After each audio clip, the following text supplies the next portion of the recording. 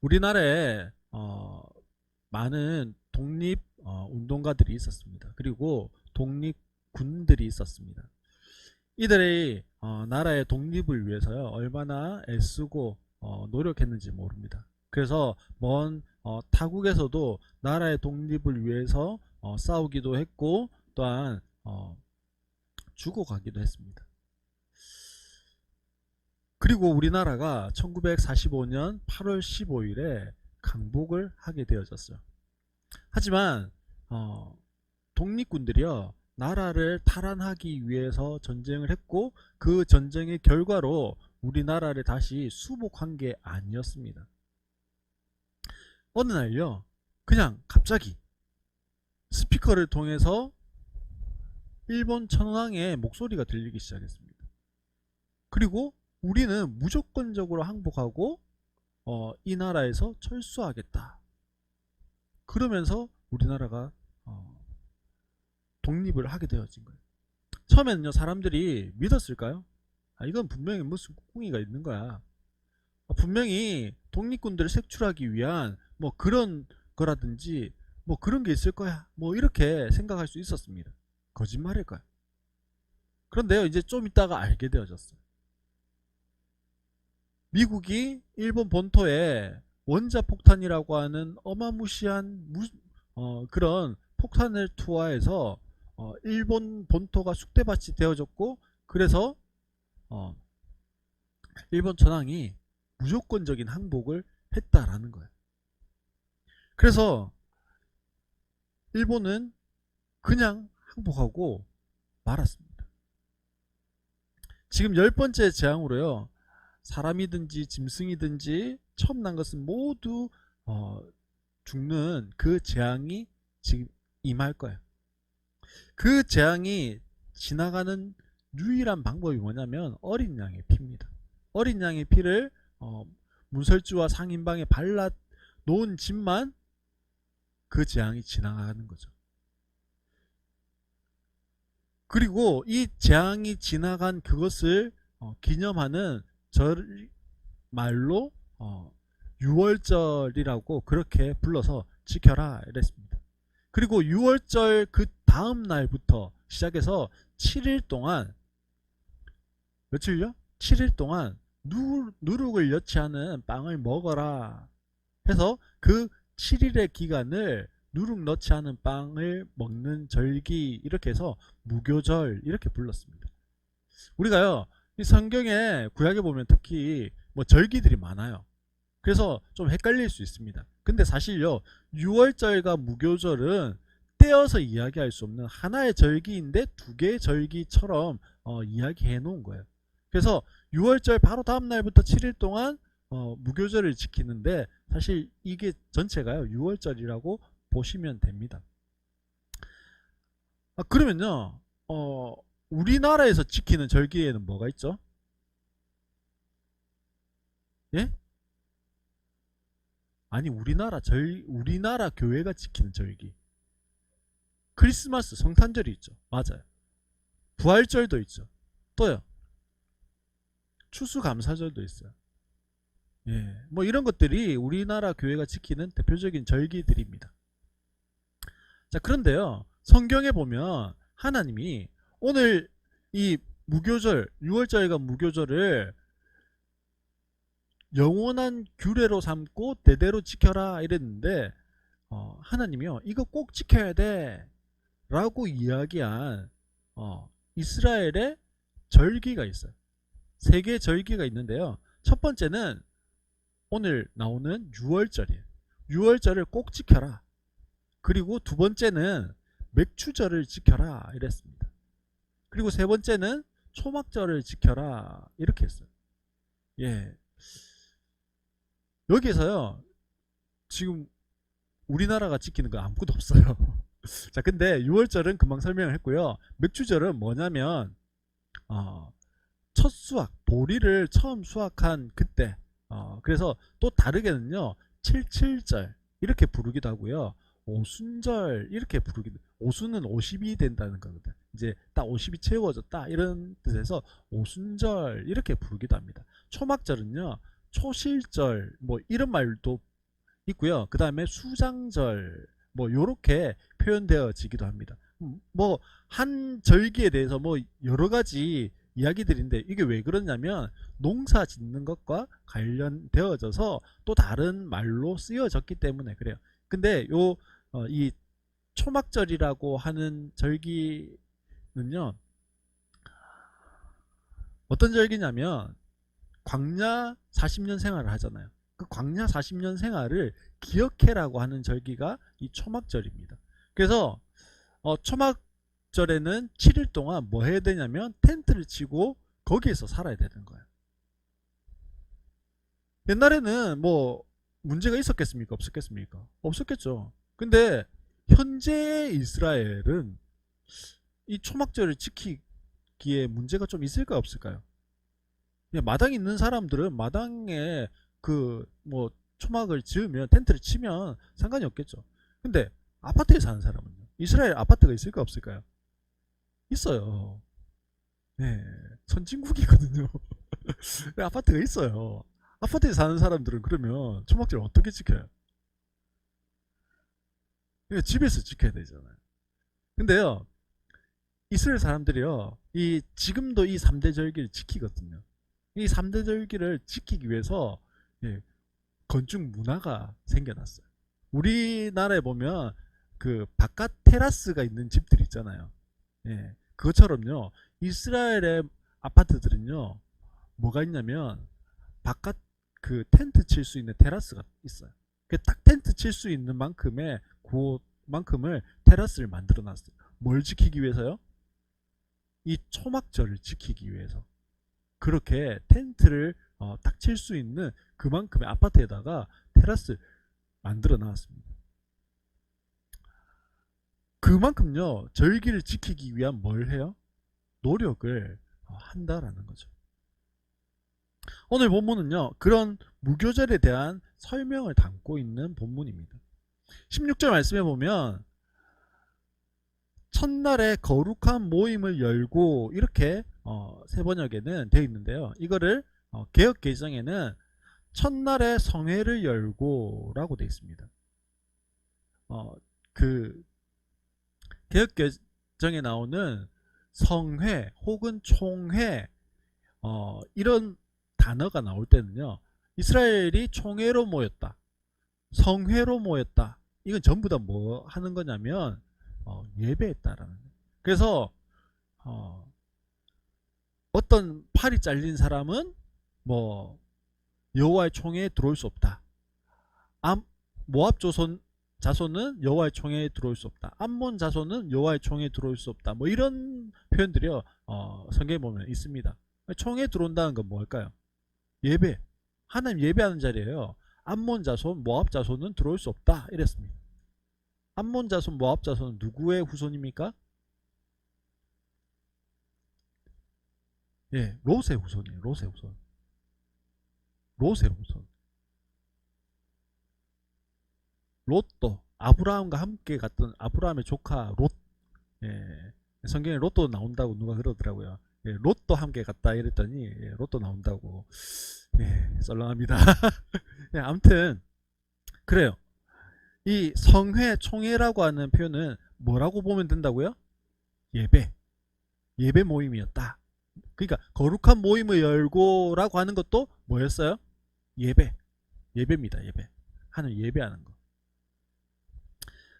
자, 그렇게 보면요, 가정교회에서 목장이라고 하는 것을 무엇이라고 생각합니까? 교회라고 생각해요. 그래서 목장에서 하는 모임은 무슨 모임이에요? 그러면 예배 모임이에요. 가정에서 모이는 작은 목장 모임을 가정교회 이렇게 부르고요. 이 가정교회들이 모여서 하는 모임을 주일 연합 목장 예배 뭐 이렇게 부르는 거죠.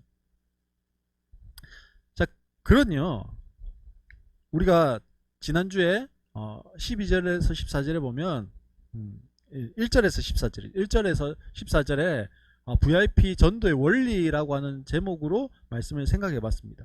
그러니까요, 목장으로 전도되어지는 참석하는 VIP들은 뭐에 지금 온다라는 거예요? 거룩한 모임. 즉 목장 연합, 아니 목장 예배에 오는 거예요. 우리는 그냥 목장 모임 이렇게 편하게 줄여서 부르지만 사실 이게 뭐예요? 목장 예배라는 거예요.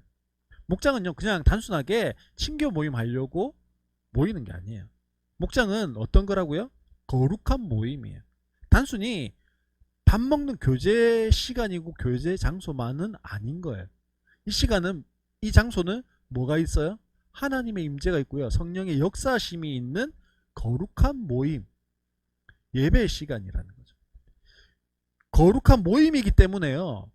목장 모임에 VIP가 오면 뭐가 일어납니까? 변화가 일어날 수 있는 거예요.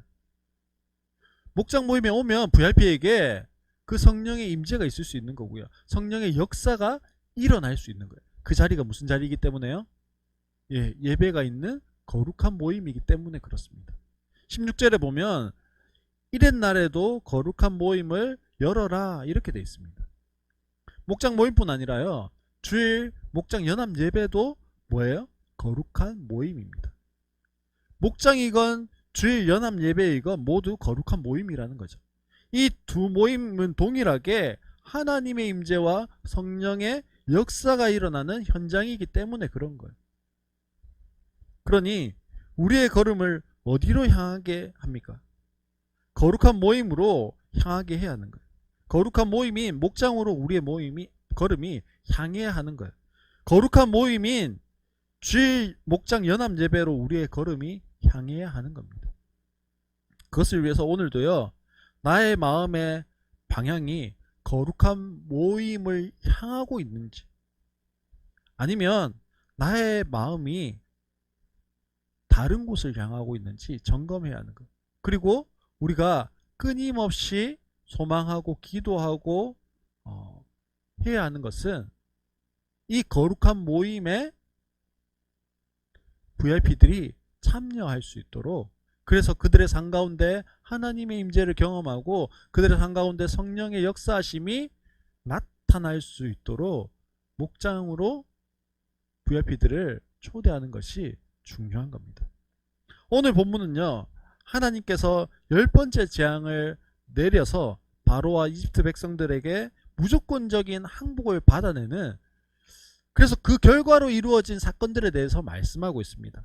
아직 되지 않은 일을 하나님 뭐처럼 말씀하시냐면 된 것처럼 말씀하고 계세요. 사실 우리가요 헷갈릴 수 있는데, 지금 12장 오늘 우리가 읽었던 본문 말씀까지는요 아직 하나님이 10번째 장자의 죽음이라고 하는 재앙을 내리시기 전이에요. 언제 장자의 죽음이 시작될까요? 12장 29절에 가서 시작되거든요.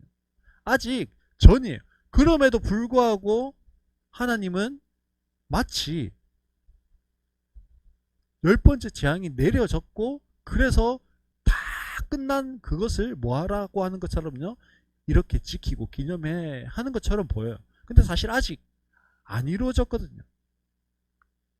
그럼에도 불구하고 하나님은요 그렇게 하라고 말씀하고 계십니다. 왜요? 하나님이 말씀하셨으면, 하나님이 계획하셨으면 그것은 무엇한 거예요? 이루어지고 성취되어진 것이기 때문에 그렇습니다.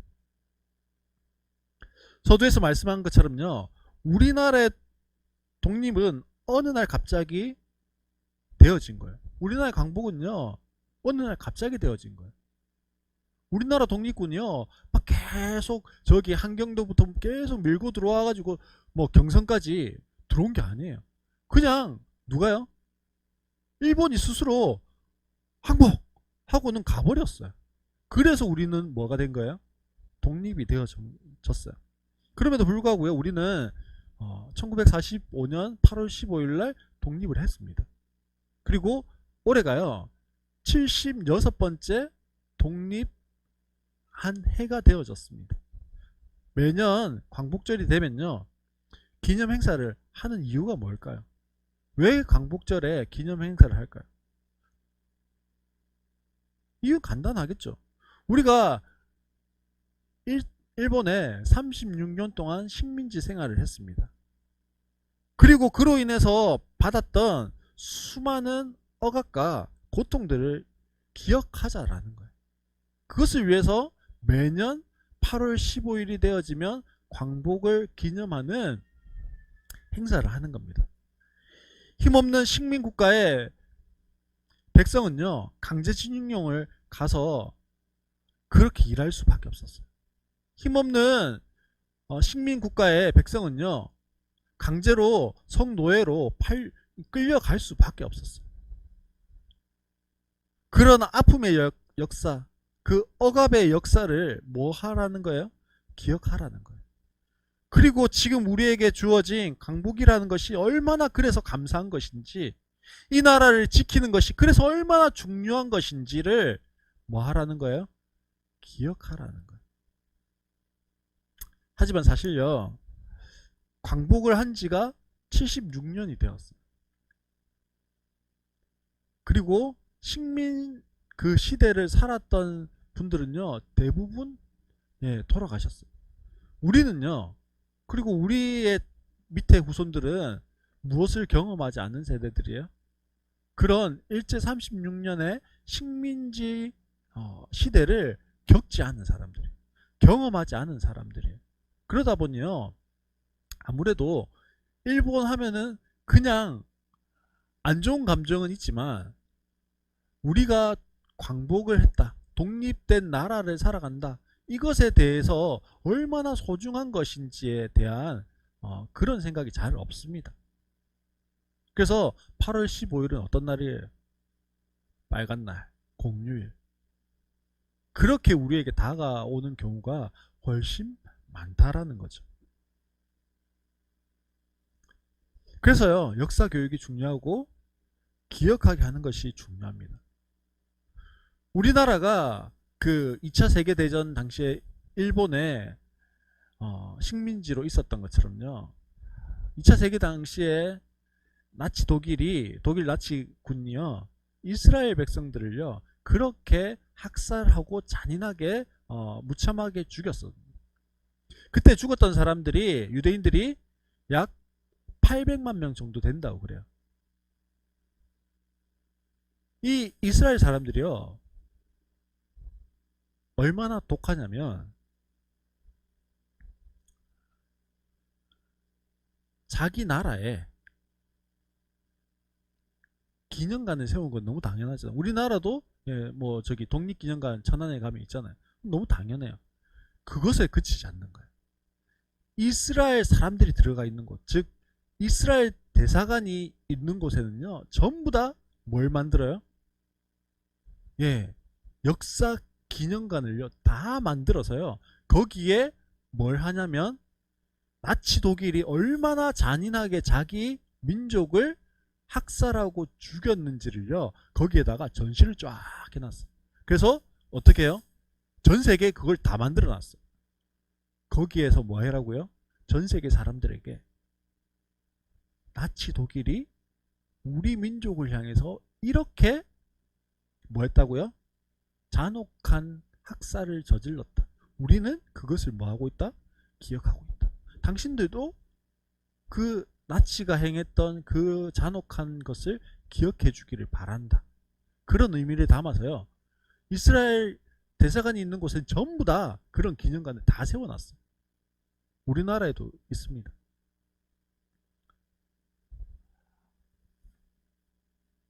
그렇게 하면서요, 그것을 우리가 기억하고 인식할 뿐 아니라 우리 자녀들에게도 그것을 가르치는 거예요. 이유는 한 가지죠. 왜요? 그 역사를 잊어버리지 말고 기억하라는 겁니다. 기억해서 다시는 그러한 일이 없도록 하라는 거예요. 이렇게 한 나라에 고난의 사건이 있은 것처럼요, 우리 각자에게도 그런 고난의 사건들이 있잖아요. 고난의 역사들이 있어요. 우리 성도님들은 그런 역사가 없습니까? 그런 아픔의 시간들이 없었습니까? 고난의 때가 없었습니까? 있었겠죠. 누구나 다 있어요. 그것이 다른 사람에게 이야기했을 때, 야, 뭐 그 정도 가지고라고 이야기할 수 있는 것인지는 몰라도, 나에게만큼은 그 사건이, 그 일이, 그 시간들이 무엇이었어요? 고난이었어요. 그리고 그 고난의 시간이라고 하는 것을요, 뭐 해야 되냐면 기억해야 돼요. 왜 기억해야 할까요? 그것을 통해서요, 하나님이 우리에게 말씀하시고 싶은 것, 혹은 그 일들을 통해서 나를 만들어 가시는, 훈련시켜 가셨던 것들이 있기 때문에 기억해야 하는 거예요. 저에게는요, 이 고난의 사건이 무엇인지 한번 생각해 보았습니다. 뭐 여러 가지 자라면서 있었습니다. 그 중에서도요, 가장 최근에 고난의 사건 무엇이었을까? 뭐 관계를 통해서, 건강을 통해서 뭐 이런 것들이 있었던 것 같아요. 그 중에서도 가장 최근 이렇게 하면 뭐 아내의 수술 뭐 이런 거일 수 있었을 것 같아요. 아내가 수술하는 그걸 보면서요, 뭐 마냥 좋을 수는 없잖아요. 그러면 정신 나간 사람이죠. 물론 하나님의 만들어 가심이 무엇인지 기대했지만요, 또 한편으로는 분명히 무엇이 있었습니까? 힘든 마음이 저한테 있었거든요. 아내에게도 분명히 그런 시간들이 있었을 거예요. 그것을 통해서 우리가 기억해야 하는 것이 있겠죠. 하나님이 무엇을 말씀하시고 무엇을 만들어 가시고 어떠한 것들을 주시려고 하는지, 훈련시켜 가시고 다루어 가시려고 하는지에 대한 기억은 분명히 있어야 됩니다. 또 저에게 적용시켜 보면, 제가 8월 말에 기억이 하루 사라지고 또 못한요, 그걸 통해서 협착이 발견되어진 뭐 이런 것들이 개인적인 고난이었을 수 있을 것 같아요. 뭐 큰 고난은 아니었지만 개인적인 고난이었을 수 있을 것 같습니다. 그러나 그것을 뭐 해야 됩니까? 기억해야 되는 거예요. 그냥 힘든 일이 있었는데 이걸 기억하라는 게 아니죠. 그걸 통해서 하나님 무엇을 말씀하시는지, 무엇을 하기 원하시는지, 어떤 일을 하나님이 내 삶에, 우리 가정에 행하셨는지를 뭐 해야 되는 겁니까? 기억해야 되는 거예요. 우리 각자에게 그 기억해야 할 고난의 역사가 있다라는 거예요. 하지만요, 그 고난의 역사를 한번 지나고 보면요, 그냥 고난의 역사만 있었을까요? 그렇지 않은 거예요. 그때 너무 힘들었던 것 같은데 어떻게 그 시간이 지나왔지? 하는 생각이 들 만큼요, 그 시간이 벌써 지나고, 그 시간을 생각하면 힘들었었어 라고 하는 것은 있지만, 그 가운데 감사가 더 많은 거예요.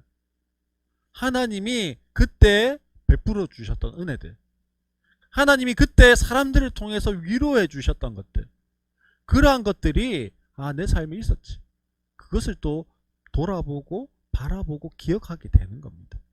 사랑하는 성도 여러분, 우리 성도들은요, 고난의 때가 있었겠죠. 혹은 지금이 고난의 때일 수도 있습니다. 사실 우리의 마음은 어때요? 이 고난의 때가 있었으면 좋겠습니까? 우리의 마음은요, 우리가 좋아하는 성경 구절 있잖아요. 야베스의 기도. 나로 환난을 벗어나 근심이 없게 하옵소서. 이 야베스의 기도 너무 이대로만 되고 이대로만 살아가면 좋겠잖아요. 근데요, 사도 바울은 뭐라고 하는 줄 아세요? 사도 바울은 이렇게 이야기합니다. 고난 받는 것이 내게 유익이라. 우리는 나로 환난을 벗어나 근심이 없는 상태를 살게 해주십시오라고 하는데, 사도 바울은요, 고난 받는 게 유익이다, 그렇게 이야기합니다. 그리고 또 어떤 목사님은 그렇게 이야기합니다. 고난은 위장된 하나님의 축복이다. 그러니 우리가요, 그 고난을 뭐 해야 됩니까? 그냥 내 생각에서 그냥 사라져 버려, 그렇게 이야기할 것이 아니라 그 고난을 기억해야 하는 겁니다. 하나님 그 고난을 통해서요, 우리가 하나님을 더 깊이 알아가게 하십니다. 하나님을 더 깊이 경험하게 하십니다. 그리고 내가 영적으로 더 자라가게 하십니다. 그러기에 고난은 뭐예요? 위장된 하나님의 축복이고요. 고난 받는 것이 내게 유익한 거예요. 왜 유익할까요? 하나님 말씀하십니다. 우리가 시험 당해서요, 쓰러지고 넘어질 수 있는데 하나님 무엇하게는 안 하세요? 꼬꾸라지게는 안 하세요. 그냥 우리가 번아웃 돼가지고 도저히 못 일어나는 상태가 아니라 그 고난, 그 시험, 그 어려움을 뭐 할 수 있도록요? 넘어서서 일어나서 재도약하고 건너 넘어갈 수 있는 그런 만큼만 우리에게 고난을 주시고, 또한 우리가 그 고난을 이겨낼 수 있는 무엇을 주시기 때문에요? 힘을 주시기 때문에 고난 받는 것이 유익한 것일 수 있습니다. 성경 우리에게 기억하라고 요구하십니다. 하지만 우리는요, 너무 잘 잊어버립니다. 성도들은 내 삶에 개입하셨던 하나님의 어떤 은혜들을 지금 기억하고 계십니까? 어떤 은혜가 있었던 것을 기억하고 계십니까?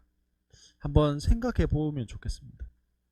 오늘 본문 말씀에 하나님께서 무교절을 지키라 말씀하십니다. 무교절이 영원한 규례라고 말씀하시죠. 이 규례라고 하는 것은요, 영어로는 룰 이렇게 되어 있고요, 규칙, 예법 이렇게 번역이 되어져 있습니다. 그러니 영원한 규칙이 뭐라는 거예요?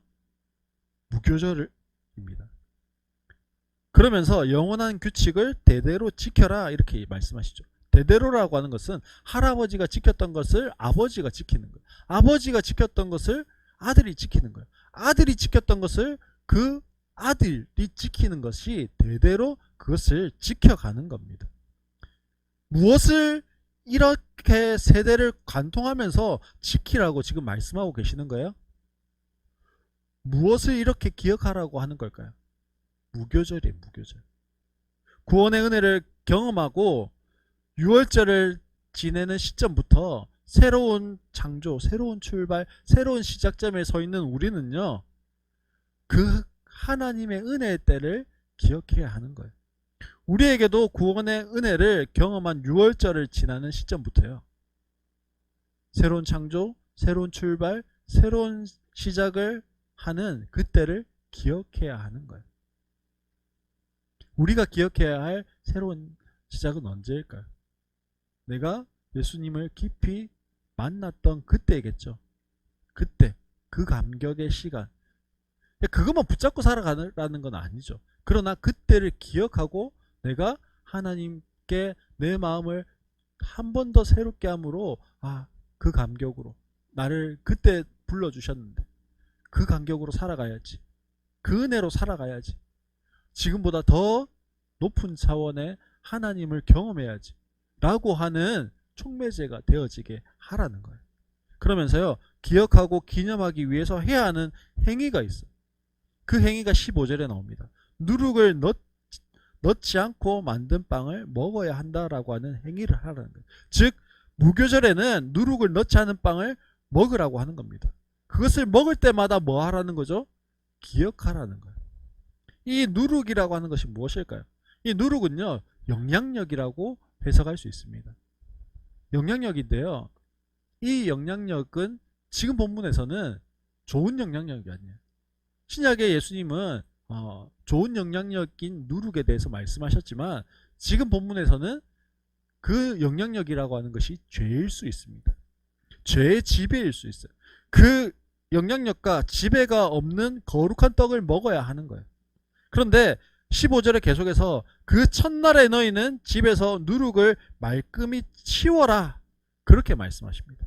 누룩 없는 빵을 만들어서 먹으면 되는 거 아니에요? 근데 주님 뭐라고 말씀하세요? 누룩 없는 빵을 만들어서 먹는데 먹을 뿐 아니라 무엇도 해라고요? 누룩 자체를 치워버리래. 집에서 완전히 그 누룩들을 없애라는 거예요.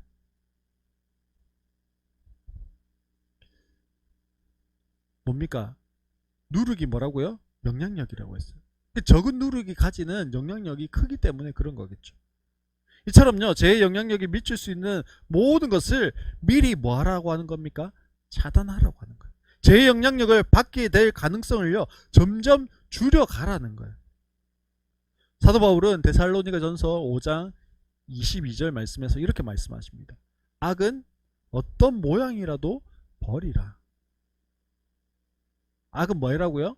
어떤 모양이라도 버리라. 사랑하는 성도 여러분, 혹시 우리 안에 제거하지 않은 누룩이 있습니까? 아직 제거하지 않은 누룩이 나에게는요, 우리 가정에는 무엇일까요? 어떤 누룩을 제거하시기를 원하실까요? 이 질문을 저에게 던져봤습니다. 나 안에 제거되어야 할 누룩은 뭘까? 저 안에 적용해 보니까요, 저는 이 다듬어지지 않은 성품인 것 같아요. 저 스스로 내 자아를 들여다보면요, 저 안에 되게 열등감이 많은 것 같아요. 물론 그 열등감이라고 하는 것을요, 많이 제거했고 그래서 자유로워진 부분들이 분명히 있습니다. 그럼에도 불구하고요, 여전히 한 번씩 내 열등감이 올라올 때가 있어요. 그래서 그 열등감이라고 하는 것이 그냥 내가 이렇게만 오는 것이 아니고요, 그 열등감이 또 다른 모습으로, 때로는 거만함으로, 때로는 교만함으로 모습을 바꾸어서 오더라고요. 사실 그렇게 거만해하는 나를 보면서 제 스스로가 놀랄 때가 있습니다. 아직 내 안에 그런 모습이 남아있다니라고 하는 것이 놀랍기도 하고요.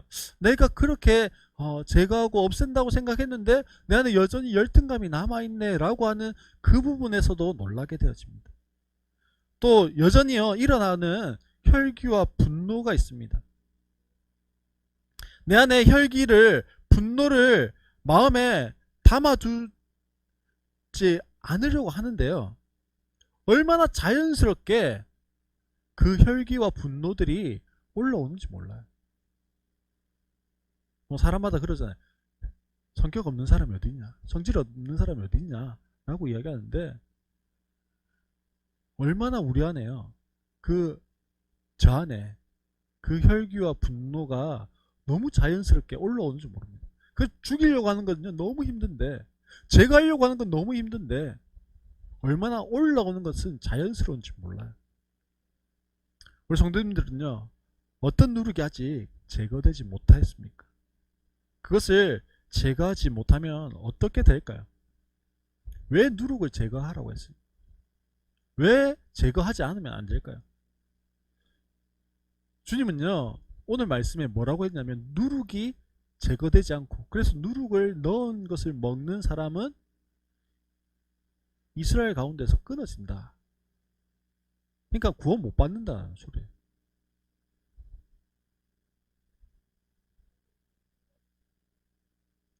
왜 제거해야 하냐면요, 우리는 모르지만요, 우리의 길을 막는 거예요. 우리는 모르지만 우리의 영혼이 병들어가는 거예요. 우리는 몰라요. 근데 우리의 생명이 점점 앗아져 가는 거예요. 그래서 우리가 보여지는 대로, 발견되어지는 대로, 그리고 주님, 내 누룩, 그것을 찾게, 기억나게 해주십시오. 그래서 하나하나 뭐 돼가야 됩니까? 내 성품 안에 내가 지금까지 걸어온 길 안에 있었던 상처들일 수도 있고요, 분노일 수도 있고요, 열등감일 수도 있고요, 아니면 그것이 내 욕망이었을 수도 있고요, 하나하나 점검하고 끄집어내서 뭐 해야 됩니까? 그 누룩들을 제거해 나가야 하는 거예요. 근데 말은 쉽죠. 근데 힘들잖아요. 여전히 힘들어요. 안 돼요, 잘. 제거해라. 제거하면 되지. 근데 저 스스로도 내 안에 숨어있는 열등감들, 이 혈기와 분노들, 이게 제거가 잘 안 되거든요. 그래서 우리가요, 끊임없이 뭐 해야 되냐면 성경을 알아가야 돼요. 끊임없이 성경을 알아가야 그 말씀이 자꾸만 우리에게 공급되어져야, 심겨져야 그 말씀이 어떤 때요? 내가 혈기 부리려고 할 때. 그러니까 내 안에 그 누룩들이 부풀어 오르는 영향력을 발휘하려고 할 때 무엇이 될까요? 말씀이 능력이 되는 거예요. 그 말씀들이 생각나서 그 말씀들이 나로 하여금 그 죄의 지배 아래, 죄의 영향력 아래 들어가지 못하도록 만들게 되어지는 겁니다. 사랑하는 성도 여러분, 말씀 맺겠습니다. 내 인생 가운데 기억해야 할 것이 무엇입니까? 어떤 사건을 기억하고 어떤 은혜를 기억하고 어떤 교훈을 기억해야 합니까? 우리가 기억해야 하는 그것을 좀 붙잡을 수 있기를 소원합니다. 그리고 또한 두 번째로는 우리 안에 아직 제거되지 않은 누룩들, 내가 제거해야 할 누룩이 무엇인지를 돌아보고 그 누룩을 제거하기 위해서 오늘도 좀 몸부림칠 수 있는, 그리고 그 누룩을 제거함을 통하여서 하나님 안에서 주어지는 자유와 기쁨을 누릴 수 있는 우리 모든 성도님들 되시기를 주의 이름으로 축원합니다.